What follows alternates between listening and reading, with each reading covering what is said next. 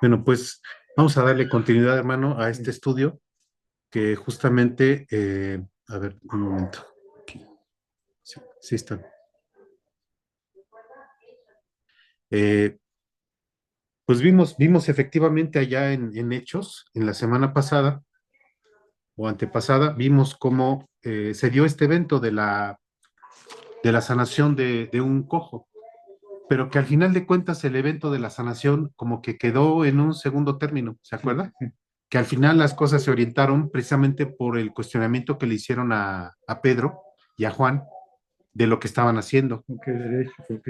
Así es, porque los confrontaron. Entonces, ahora vamos a ver qué sucedió después, porque dice, al final del capítulo 3 en el versículo 23 dice, a vosotros primeramente Dios, habiendo levantado a su Hijo, lo envió para que os bendijese, a fin de que cada uno se convirtiera de su maldad. Y aquí, ya iniciando el capítulo 4 nos habla en el capítulo, estamos Sí. en Hechos capítulo 4 y dice así el capítulo desde el versículo 1 dice, hablando ellos al pueblo, vinieron sobre ellos los sacerdotes con el jefe de la guardia del templo y los saduceos, que eran los que niegan la resurrección. Dice, resentidos de que enseñasen al pueblo y anunciasen en Jesús la resurrección de entre los muertos. Y les echaron mano y los pusieron en la cárcel hasta el día siguiente, porque ya era tarde. Pero muchos de los que habían oído la palabra creyeron. Fíjese, aquí vemos un evento también realmente muy sorprendente, porque recordemos que aquí lo que estaban haciendo Pedro y Juan cuando hicieron la sanación del cojo en nombre de Jesús, pues mucha gente estaba viéndolos. ¿Por qué? Porque recordemos que nos dice aquí el capítulo 3 que fueron al templo a la hora prácticamente que podemos decir que eran las 3 de la tarde. Entonces había muchísima gente atenta de lo que estaba pasando porque era un momento de oración. Ya había una alta convocatoria de personas. Entonces, por un lado estaban los fariseos que estaban en contra de ellos, por otro lado estaba Pedro y estaba este hombre, y la multitud no sabía qué hacer porque conocían a este hombre que prácticamente desde su nacimiento era cojo, que tenía ya 40 años y estaban muy sorprendidos porque lo estaban viendo ya caminar. Entonces, aunque estuvieran en contra de Pedro y de Juan, los hechos estaban hablando por sí mismos y no sabían qué hacer. Pero aquí lo importante, lo interesante es que dice que muchos, a pesar de que los fueron a prender para llevarlos a la cárcel, resulta que ante las circunstancias, otros, muchos que estaban ahí, dice que habían oído la palabra, creyeron, y el número de los varones era como de 5,000. La primera vez había sido 3,000, pero eran 3,000 de todos, hombres, mujeres y niños. Ahora, tan solo de puros varones, 5,000. 5,000, más aparte las otras personas que pudieron haber sido que no eran varones. ¿Ve? Entonces, era un evento donde había muchos contrastes, porque efectivamente, por un lado, se ve que Pedro y Juan estaban muy seguros de lo que decían, y la gente les respondió. ¿Por qué? Porque lo que estaban predicando era la palabra de Jesús. Estaban predicando que justamente Cristo, Jesús, era el que había venido de acuerdo a las profecías. Pero eso no le convenía a las autoridades judías, a las autoridades religiosas, que en este caso son los integrantes del Sanedrín. Ahorita vamos a ver específicamente quiénes, pero ya no podían contener la situación. Había ya una conversión aquí de 5,000 varones. Bien, dice, aconteció al día siguiente que se reunieron en Jerusalén los gobernantes, para esto ya los tenían presos en la cárcel y no sabían qué hacer con ellos. Nada más los metieron a la cárcel y dijeron, ahí mételos y pues a ver qué hacemos mañana porque ya es de noche. Bueno, entonces se reunieron en Jerusalén los gobernantes, los ancianos y los escribas y el sumo sacerdote Anás y Caifás y Juan y Alejandro, y todos los que eran de la familia de los sumos sacerdotes, ¿sí? Porque recordemos que ahí el sacerdocio se ejercía por ser descendiente de la tribu de Leví. Bueno, todos ellos eran sacerdotes, tanto Anás, Caifás, Juan y Alejandro eran sacerdotes. Dice en el versículo 7, dice, y poniéndoles en medio, les preguntaron, como queriéndolos cuestionar, dice, ¿con qué potestad o en qué nombre habéis hecho vosotros esto? Aquí hay que pensar una cosa, hermano. Anás y Caifás estuvieron muy pendientes de ser los ejecutores o ser los que incitaron al pueblo para que pidieran la crucifixión de Jesús. Sí, Entonces, ellos tienen muy claro ese momento y ahora ellos se están dando cuenta de que habían matado a Jesús, según ellos habían terminado con ese acontecimiento, habían dejado atrás ese hecho y ahora resulta que se están presentando personas que, según lo que están escuchando, están predicando en nombre de- de Jesús al que ellos habían matado. Entonces, como que les está llegando aquí la preocupación y por eso con la autoridad que tienen como jefes, digamos, religiosos, se ponen a cuestionar a Pedro y a Juan como para tratar de ponerlos en paz, ¿no? Por eso dice, ¿con qué potestad o en qué nombre habéis hecho vosotros esto? Y entonces Pedro, aquel Pedro que había negado 3 veces al Señor, ahora Pedro dice, lleno del Espíritu Santo, y esto es lo que marca la diferencia. Ahora es un Pedro lleno del Espíritu Santo. Ya no es el Pedro temeroso, ya no es el Pedro débil, ya no es el Pedro vacilante. Sigue siendo ese Pedro fuerte e impetuoso, con carácter fuerte, con carácter de una persona recia, pero ahora dice que está lleno del Espíritu Santo y eso hace absolutamente la diferencia.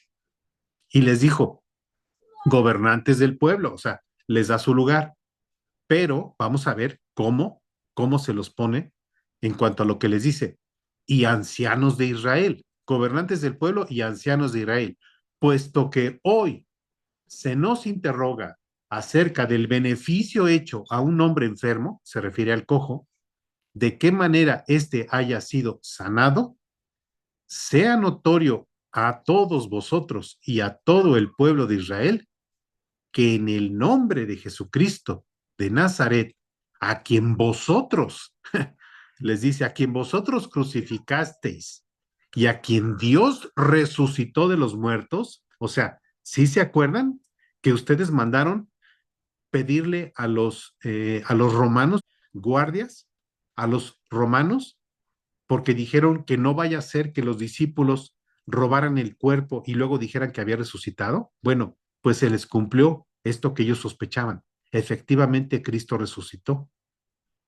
¿Se acuerda que comentábamos que incluso sus propios discípulos de Jesús, tal vez ellos no estaban tan seguros que iba a resucitar? De hecho, podemos decir que la mayoría no lo creían. Tan es así, ajá, Tomás era uno de ellos, el mismo Pedro, Juan, todos estaban muy tristes el día domingo, el primer día de la semana, y fueron sorprendidos por lo que dijeron las mujeres. Los que sí sabían que iba a resucitar y le temían a la resurrección, paradójicamente, ¿quiénes eran? Los sacerdotes, porque ellos sabían, porque ellos conocían las escrituras, ellos conocían el Antiguo Testamento y sabían que en Cristo se estaba cumpliendo esas profecías. Después exigieron a los soldados, ¿no? Por eso fueron con los romanos a decirles, dame unos soldados para que custodien la tumba. Y les dicen a los romanos, no vaya a ser que roben el cuerpo y digan que resucitó. Lo que realmente temían era que resucitara y dijeron, dejamos unos guardias ahí y si resucita, pues que lo vuelvan a matar. ¿Ve? Pero no contaban con que el poder de Dios está por encima de todo y no pudieron contener el poder de Dios. Incluso hubo un movimiento natural en ese momento que prácticamente a los soldados los dejó, sí, los dejó casi muertos, ¿no? Sí. Y de hecho ellos tuvieron que ir a acudir en su momento a manifestar, pues que no sabían qué había pasado. Bueno, entonces, digamos que estamos ante esas personas, ¿sí?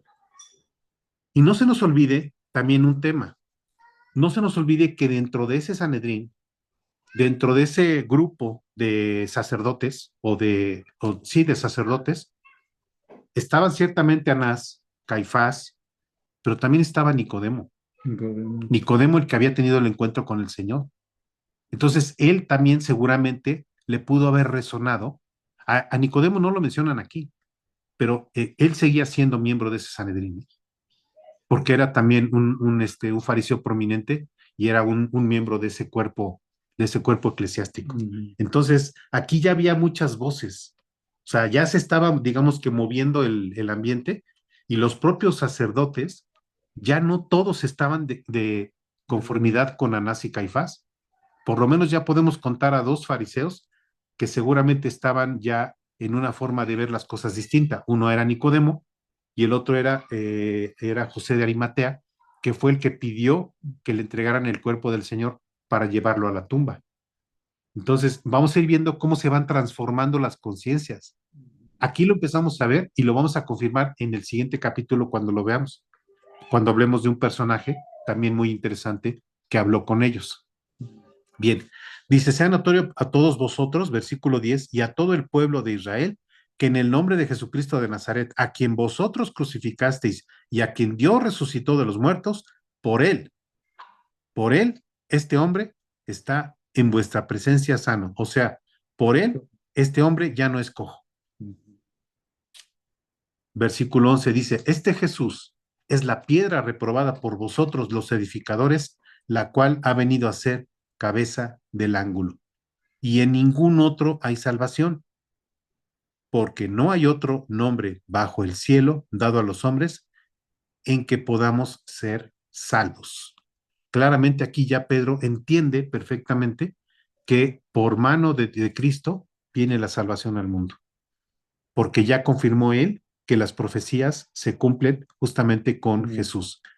Versículo 13 dice, entonces viendo el denuedo de Pedro, o sea, la decisión, la seguridad con la que hablaban, el denuedo de Pedro y de Juan, y sabiendo que eran hombres sin letras, ¿se acuerda que habíamos dicho que probablemente eran hombres que no sabemos si sabían leer y escribir, pero lo que sí sabíamos era que no habían tenido gran instrucción, ¿sí?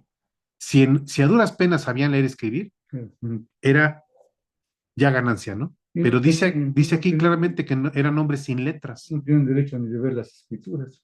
Eso es lo que ellos dicen. O sea, les sorprende que un hombre que es sin letras y ellos siendo conocedores y doctores de la ley, venga Pedro Y les enseño. y les enseñe. Eso es justamente lo que están aquí ellos sin saber qué hacer. Dice, y sabiendo que eran hombres sin letras y del vulgo, o sea, de lo proletariado, de lo más bajo, se maravillaban y les reconocían que habían estado con Jesús, o sea, sabían perfectamente porque pues en el patio del sumo sacerdote fue cuando estaba Jesús maltratado antes de ser crucificado y ahí estaba Pedro. Se acordaron de él, de que estuvo ahí. Versículo 14 dice, y viendo al hombre que había sido sanado, que estaba en pie en ellos, no podían decir nada en contra. O sea, es como cuando uno tiene pruebas en frente de uno y por más que quiera uno negar la realidad, pues las pruebas le están gritando a uno que está uno equivocado, ¿no? Sí. Entonces dice, no encontraron otra cosa que hacer más que lo siguiente. Vamos a ver qué hicieron. Dice, entonces les ordenaron que saliesen del concilio, o sea, los corrieron y conferenciaban entre sí diciendo, o sea, los sacaron para que no escucharan lo que ellos iban a hablar. Los sacan y empiezan a decir, ¿qué haremos con estos hombres? No sabemos qué hacer. Si los golpeamos, se nos va a echar encima la multitud. Si los dejamos libres y los dejamos que sigan predicando, ¿qué? Les estaremos dando la razón. Y vamos a tener que admitir que nos equivocamos y que efectivamente el Cristo, Jesús, a ese que crucificamos, era el Cordero de Dios. Están ante una disyuntiva muy seria estos personajes, ¿eh? El que está bien tranquilo, ¿quién es? Pedro. Pedro, ¿se da cuenta? Y aparentemente es el que está siendo enjuiciado.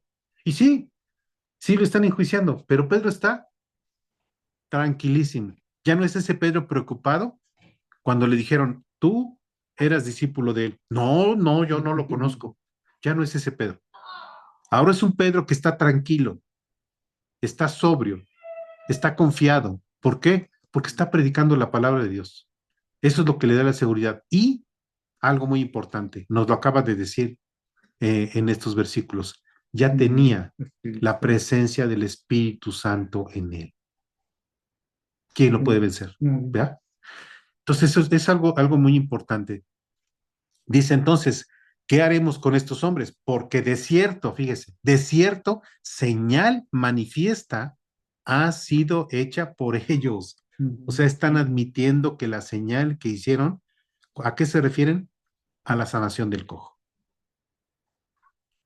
Yo creo que seguramente les vino también a la mente todos los milagros que había hecho Jesús. Entonces dijeron, ¿esto es continuidad? O sea, ¿qué hacemos? Porque ahí están las evidencias. ¿Qué hacemos? Porque hay una señal de que si están haciéndolo en el nombre de Jesús y tuvo resultado, cuidado, Ya cuidado, viene lo mejor. viene lo bueno, ¿sí? Entonces dice, notoria a todos los que moran en Jerusalén y no lo podemos Mm. negar. Claro, todo eso lo están diciendo en privado, Sí, no, porque lo dicen en público se les va encima al sí, pueblo. no solo en público, sino además fuera de la presencia de Pedro.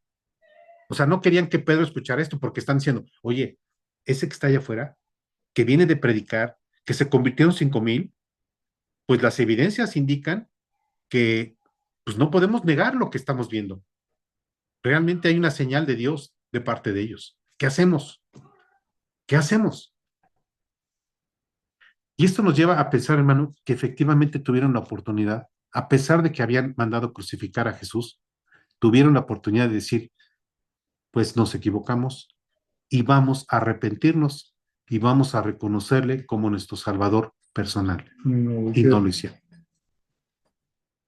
Tenían los conocimientos, tenían las evidencias, tenían todo, tenían hasta el poder para hacerlo y no quisieron hacerlo. Por lo mismo, ¿no? Porque si no el pueblo se iban a, o lo Sí, lincharían a ellos. probablemente, pero precisamente eso es lo que Pedro no teme, que a él lo linche. Él es el que no teme ya en que lo vayan a linchar. Entonces dice el versículo 17, sin embargo, y aquí viene su pretexto, para que no se divulgue más entre el pueblo, amenacémosles para que no hablen de aquí en adelante a hombre alguno de este nombre, como si eso fuera a tener resultados. O sea, hace unos días se convirtieron 3,000 entre hombres y mujeres y niños. Ahora se convierten 5,000 varones, No, más otras personas. Y lo único que se les ocurre a estas personas es que decir, no, vamos a amenazar a los que ya no hablen. Es como tratar de detener un maremoto con las manos. Es imposible. Entonces dice que los iban a amenazar para que ya no hablaran delante de hombre alguno acerca del nombre de Jesús. Y llamándolos, dice, los intimaron que en ninguna manera hablasen ni enseñasen en el nombre de Jesús. Imagínese, oye, ya anduviste predicando el nombre de Jesús, ya no lo hagas. A ver, a mí me dio instrucciones Jesús de hacerlo. Y ya lo hice y se convirtieron una gran multitud. Y cada vez hay más seguidores de Jesús. me Y gustó. tú, y tú dices que me detenga, Mm. ¿como por qué lo haría? ¿Tú crees que ese poder tan grande de Cristo va a quedar vencido por el Sanedrín, por muy poderoso que sea sobre la tierra? Mm, mm. No, Pedro precisamente ya está confiado e infundido del poder del Espíritu Santo. Mas Pedro dice aquí, versículo 19, mas Pedro y Juan respondieron diciéndoles así, con autoridad, con toda autoridad dijeron, juzgad si es justo delante de Dios obedecer a vosotros antes que a Dios. A ver, contéstenme eso. ¿Es primero obedecerles a ustedes antes que a Dios? Mm. Es una pregunta que seguramente ellos no podían Sí, responder. sí.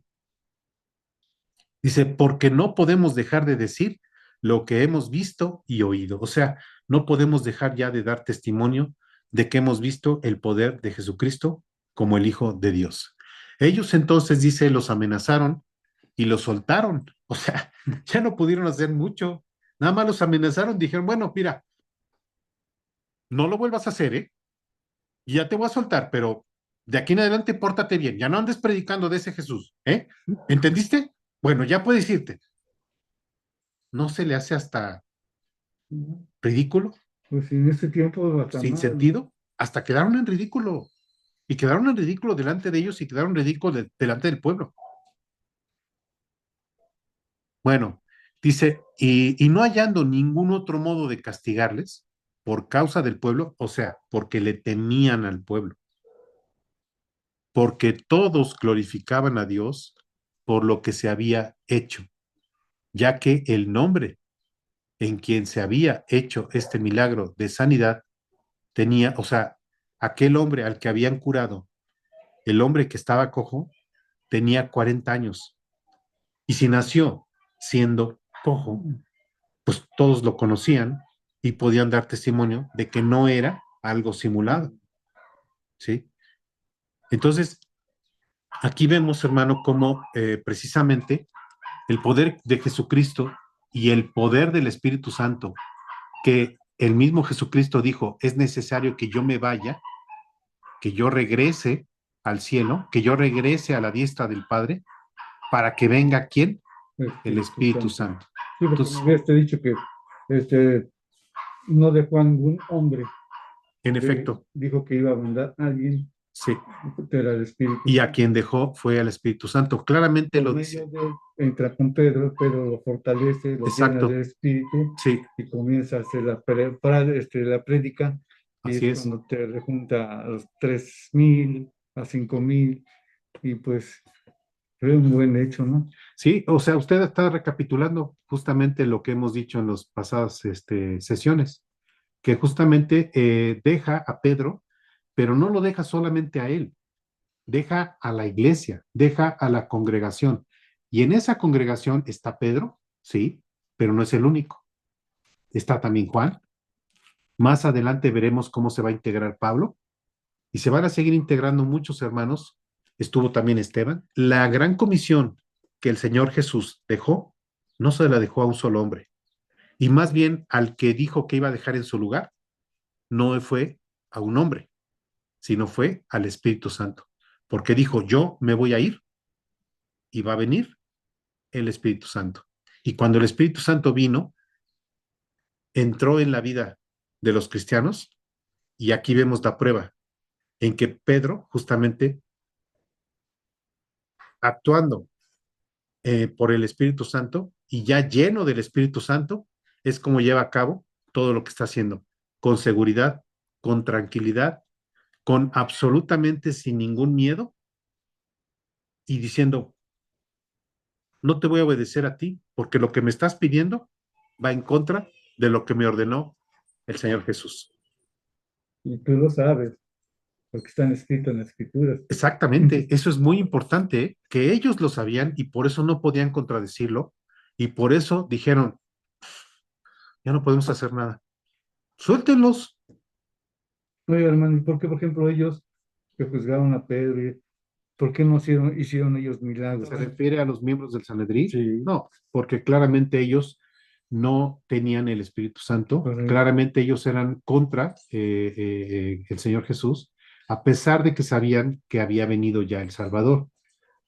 Si recordamos nosotros aquella conversación que tuvo el Señor Jesús con Nicodemo, el mismo Nicodemo no sabía si estaba haciendo lo correcto. ¿Por qué? Porque Nicodemo, dice Juan 3, que acudió a Jesús y le preguntó, o sea, le preguntó, pero no en un ánimo de cuestionarle, sino en un ánimo de querer saber, porque le decía, sabemos que vienes de Dios, porque nadie puede hacer las cosas que tú haces si no está Dios con él. Eso lo sabía Nicodemo. Pero sin embargo, le dice, no sé qué hacer. Y entonces Jesús le dice, ¿eres tú, maestro? ¿Eres tú principal entre los judíos y no sabes? Mm, qué feo da de sentir, ¿no? En ese Lo momento. confrontó, pero creo que Nicodemo respondió con mucha humildad Por eso lo... y por eso lo orientó el Señor para decirle, os es necesario nacer de nuevo. El mismo Nicodemo no comprendía cuando decía, ¿cómo puede acaso un hombre volver a entrar al vientre de su madre y nacer? No. Entonces, aquí Cristo le está explicando a Nicodemo del nacimiento espiritual, del nuevo nacimiento. Y finalmente, el versículo más importante de esa porción de la Biblia es justamente el que ilustra el Señor cuando dice, porque de tal manera amó Dios al mundo que ha dado a su Hijo unigénito para que todo aquel que en él cree no se pierda, mas tenga vida eterna. Y eso se lo dice a Nicodemo en esa conversación y queda marcado para nosotros para entender la voluntad de Dios. Decir esa palabra, como usted, que nacer otra vez, Ajá.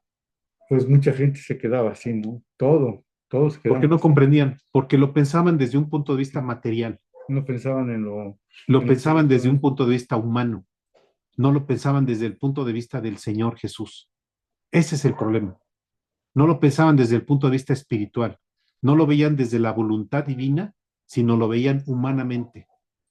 O sea, siento que estaban muy cerrados. Sí, efectivamente, estaban cerrados, estaban negando el gran poder de Dios, a Ujú. pesar de que sabían que poder, el gran poder que tenía. Imagínense si estas personas, Anás, Caifás, Nicodemo, José de Arimatea, imaginemos si no conocían acaso la historia de la salida de Egipto. Ok. Por supuesto que la Sí, sí, conocían sí, sí. y ahí sabían el gran poder que Dios tenía. ¿Cómo no iban a poder saber que Dios podía mandar a su cordero para morir por nosotros? Pero no quisieron aceptar, porque dieron prioridad a sus intereses que a los intereses de Dios. Y es justamente lo contrario lo que hace Pedro. Pedro dice, tú me dices esto, Jesús me dice que haga lo contrario. ¿A quién le hago caso? Es una pregunta retórica, porque la respuesta Pedro ya la sabía. La respuesta es, le voy a hacer caso a Dios, no a ti. Sí, sí. Así que, con permiso, se retiraron de ahí, no pudieron hacerles nada, y Pedro, Juan, Tomás y todos los demás siguieron haciendo lo que Cristo les enseñó Mm. y les indicó que hicieran. Hay mucho que seguir aprendiendo de Pedro, ¿verdad? Sí, sí, la Bien, verdad sí, ¿eh? bien. Pues seguiremos, hermano. Viene un tema interesante para la próxima sesión, ¿eh? Después de Pedro, Juan, los últimos apóstoles que hubo, ¿quién siguió más adelante? Bueno, ¿O no hay? sí, es que el que digamos que estuvo más activo, si así lo queremos ver, fue Pablo. No, pues después de ellos. Bueno, después ellos dejaron a otros sucesores, porque, por ejemplo, Pablo dejó a un discípulo que se llamaba Timoteo, Sí. ¿sí? Y Timoteo dejó a otros discípulos y así. Y aquí lo importante que podemos ver es que justamente Pablo, al ir fincando iglesias en diferentes regiones, justamente lo que fue haciendo es que fueran esas iglesias las que llevaran la palabra por las siguientes generaciones, donde ya no importaban los nombres de las personas, Mm. importaba El mensaje, que se fuera la, llevando a cabo la el fe. mensaje.